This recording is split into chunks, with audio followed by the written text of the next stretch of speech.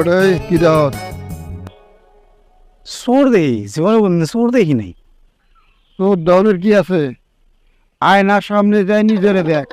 তুই যে বড় চোর সেই খবর রাখস, নিজেরে দেখ বেটা। আরে মেয়া করছো চুরি, এত কথা কও কেন? চুপতে হও। ওই আপনি চুপ হেন। 8,000 টাকা মাসিক বেতনের চাকরি করে এত সম্পত্তি কেমনে করছেন? শ্বশুর বাড়ি থেকে বুঝি না আমরা, বুঝি না।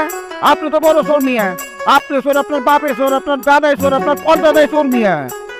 বুঝলে গেছেন 15 বছর আগে কি করছিলেন? এই কথা কিন্তু সাবধানে কব। শ্বশুরের 3 ফুসকুড়ির মাছ বেচতে যে ধরা খাইছিলেন, শ্বশুর যে বাইন্দে রাখছিল, বুঝলে গেছেন? এই ধরেন তারা, ধরেন তারা।